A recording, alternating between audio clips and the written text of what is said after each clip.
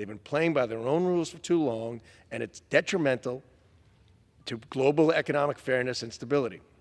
This legislation is not about singling out China. It's about ensuring that all IMF members, including China, adhere to the rules they agreed to. China promised to maintain orderly exchange rate arrangements without manipulation. It's our job to hold them to that promise to ensure they do not continue to exploit the system to their advantage. We are taking a firm, no-nonsense approach to a complex issue, emphasizing our commitment to fair trade and transparent economic system.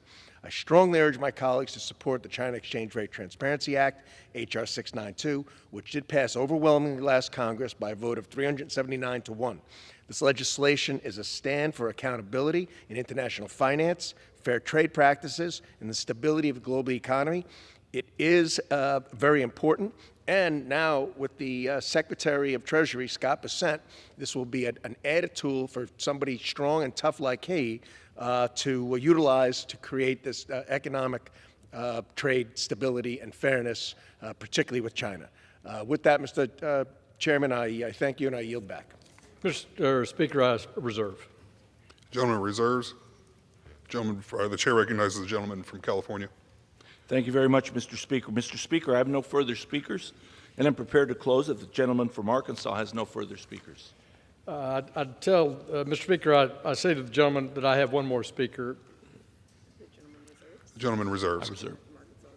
Gentleman from Arkansas is recognized. Mr. Speaker, thank you. I yield 2 minutes for one of the newest members on the House Financial Services Committee, the committee whip, the gentleman from Florida, Mr. Herodopoulos, for 2 minutes.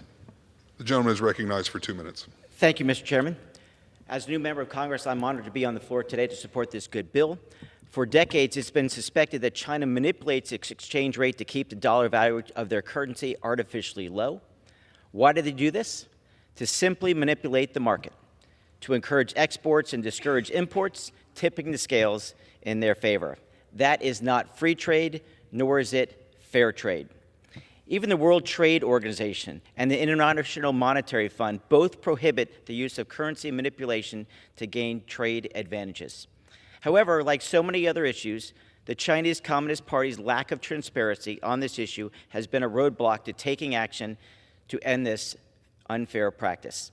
So let's bring their trade practices into the sunlight. This brilliant bill by my colleague from Pennsylvania, who chairs the Financial Services Oversight and Investigations Committee, will require Treasury to push IMF members to take China's lack of transparency into account when considering China's shareholding at the fund.